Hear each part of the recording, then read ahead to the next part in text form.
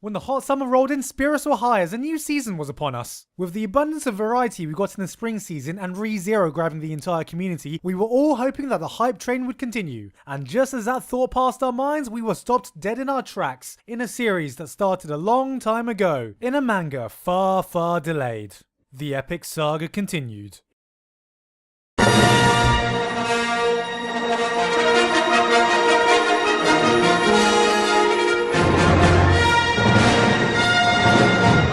It was an optimistic time to be a Berserk fan.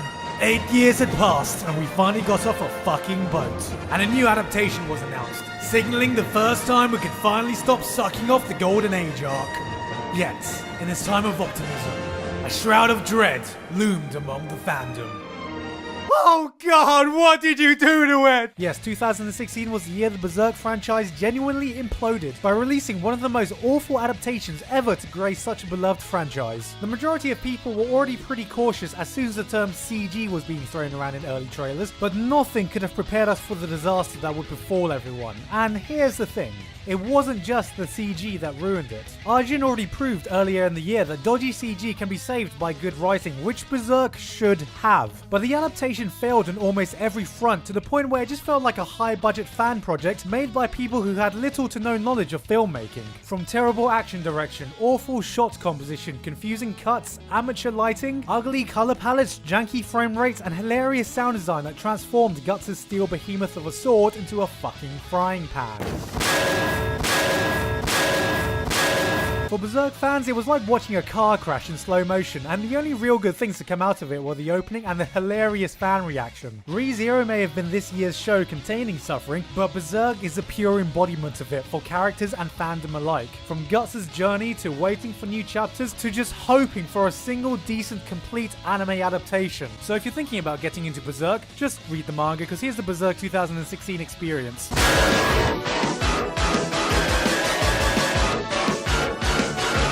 Outside of the fiery heat of the Berserk fandom, the hottest new show of the summer was of course Mob Psycho 100, the spiritual successor to and from the same author as One Punch Man, which you can totally tell because half the character designs look like they just took Saitama and gave him a different wig. So of course we were all prepared for this to essentially be one psychic boy, but beyond the first few episodes it definitely differentiates itself from just being that. The journey our timid protagonist makes to constantly better himself drove the themes of self-improvement throughout the show, complete with a likable supporting cast. Like the Saul Goodman of anime, Reagan, a charismatic con artist unmatched in his talent at selling bullshit. Though if there is one standout thing about this show, it's one of the best showcases of absolutely breathtaking and unique animation, with some of the most magnificent looking scenes of the year making it a must watch for any animation fan. Sweetness and Lightning gave Japan's latest attempt at combating the country's declining birth rate by parading around the advantages of having an adorable daughter in "Please God, otakus, just fuck already!" Well, the daughter would have to be pretty fucking sweet to convince otakus to do that, so how sweet could they make her?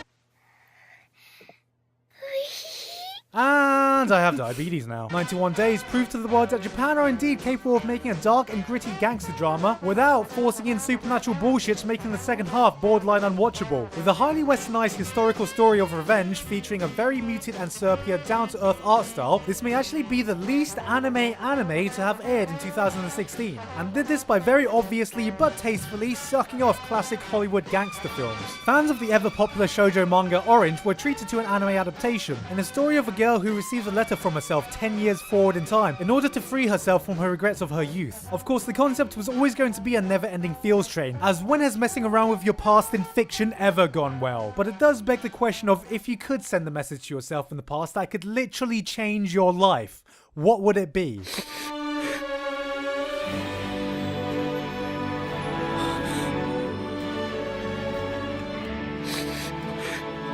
Tells us that Stereo the X did what Ufotable does best by presenting more stunning scenes of digital animation, while overall not being that impressive of a show when they aren't busy sucking off Type Moon behind the scenes. For those who needed some serenity in their lives, Amanchu was the perfect show for those who just needed something calming. You must cleanse the world of this ignorant filth. Giving us one of the most atmospheric, peaceful, burn it all down, and tranquil slice of life anime to come out in the summer. Kill them all! Kill them all! Thunderbolt Fantasy gave us a curveball to look at by making a show using Taiwanese puppets. puppets. Wait, hold on a second. Alan, does this count as anime? Who gives a fuck, man? Look at this shit. A show which everyone expected to suck because of that, but with a story from Gen Nobuchi and music from Hiroyuki Sawano, the puppets themselves are actually executed pretty damn well. And as an added bonus, can also be added to the growing list of things that are still better looking than Berserk 2016. The glorious weebs in China managed to ask an unimpressed Sir Ian McKellen to recite the incantation to Unlimited Blade Works, causing thousands of anime fans to discover a new level of hardness their bonus could reach. Unlimited Blade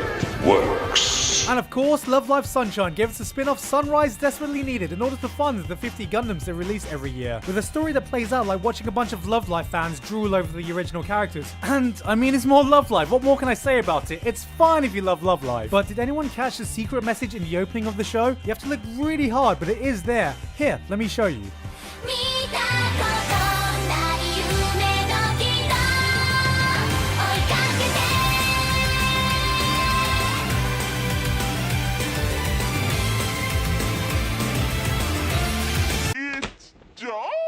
As the leaves grew red and fall came about, it looked like we were about to hit a very full season. With so many shows and so much variety, how were we ever going to choose what to watch? Little did we know though that something was about to come along that was born to make history.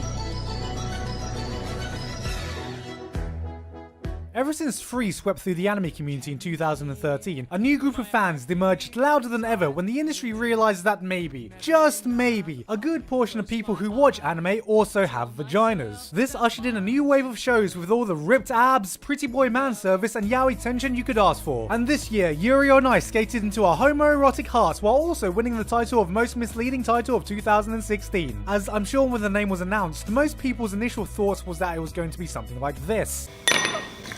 For the men with the most exquisite of tastes. But one look at it and you would immediately be able to tell that the show was actually about a bunch of gay dudes dancing on solid water. Dancing exquisitely, I might add, because at the best of times, the ice skating scenes were so gorgeously animated it could be spine-chilling, beautifully depicting the artistic expression of the human physique. But of course, with all this flamboyant male expression, the show was going to be a bit gay. How gay? Well, 10 Shinji Ikari gay piano scenes weren't as gay as Yuri on Ice. No, all of the homoerotic fan fiction and fan art of the 3 dudes making out on Tumblr weren't as gay as Yuri on Ice. No, 5 gay men having gay orgy sex to the beat of YMCA weren't as gay as Yuri on Ice. But nothing could have prepared us for what was to come, which I can't discuss without massively spoiling the middle of it, so if you want to skip that, click this button or skip right ahead.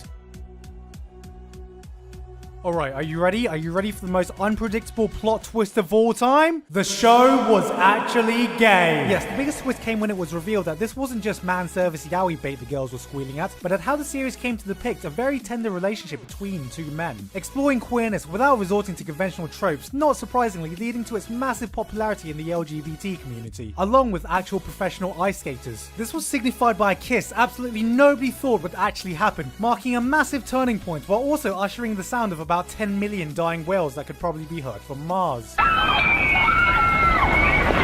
The show went full homo and no one saw it coming. But regardless of how good the show actually was in the end, or how the ice skating animation did suffer in later episodes, it will go down as a landmark for progressive representation in anime. So, well done Yuri on Ice, you really were born to make history. In conclusion, Yuri on Ice?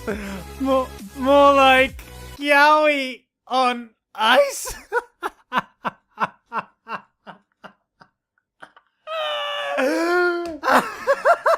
Elsewhere in fall, fans of actual Yuri weren't as lucky as we got a trifecta of shows that merely dangled the Yuri in front of us, giving us a chance to play everyone's favorite game, Watch a Bunch of Cute Girls Not Kiss! Brought to you by Yuri Watch. Yes, I'm Gigak and welcome to the annual Watch a Bunch of Cute Girls Not Kiss. I'm joined today with my co-host John, aka Baron J. Thank you very much for having me here, and can I just say this was certainly a fantastic year to watch a bunch of cute girls not kiss. Right you are, John. Let's see who the contestants were this year. Well, first up we have Flip Flappers, who gave us an original spin on Magical Girls, with some of the most beautifully animated mayhem of the year coming from a less known studio in Magical Girl FLCL, with Cute Girls Not Kissing. These new kids on the block certainly had potential, giving us 2 adorable girls not kissing. This is the stuff, people. Next up we have Hibike Euphonium, continuing for a second season, doing what Kyoto Animation does best. And Kyoto Animation here just flaunting their expertise in cute girls not kissing. I mean, just look at this perfectly baited hand-holding. You can actually feel the squeals of thousands of fans fanboys in this exact moment. And finally, Zeta the Last Witch had two older girls not kissing riding inappropriate weapons, with a fancy spin on World War II in Cute Girls Not Kissing versus Nazi Germany. Yes, this was a pretty standard affair and really didn't do anything special. Wait a minute. Oh my god! Oh my god! We are witnessing history here, folks. Let's get an instant replay of that. And right here, you can see a moment never seen before on Watch a Bunch of Cute Girls Not Kiss. I don't believe it. I don't believe it, folks. We were graced by this year's new savior of anime, Keijo, a full-on video thesis on why the female backside is the greatest gift God has given us. The series showcased the best and worst parts of the ridiculousness only anime could offer by making a straight-up sport of super-powered ass wrestling. With its absolute over-the-top absurdities, it broke new ground, pushing boundaries in the elegant art of taking the piss. Literally.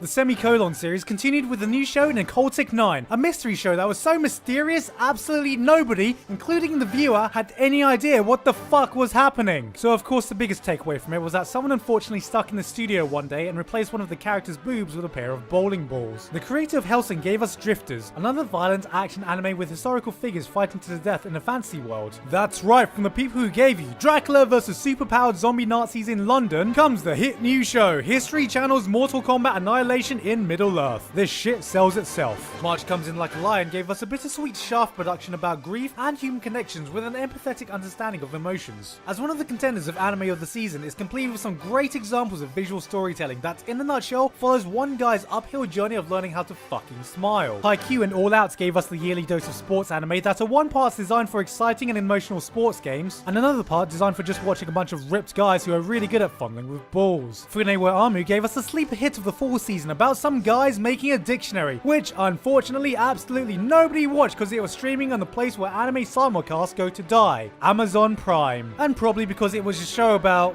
well, making dictionaries. Which sounds incredibly boring, but beyond that, what we have is a brilliant down-to-earth drama, a true slice of life that is human and real, with incredible use of music and visual direction that highlights the magical power of language. This was one of the top shows of the season, and yes, it's about a bunch of dudes making a dictionary. You could even say, Yes, we were born to make dictionaries.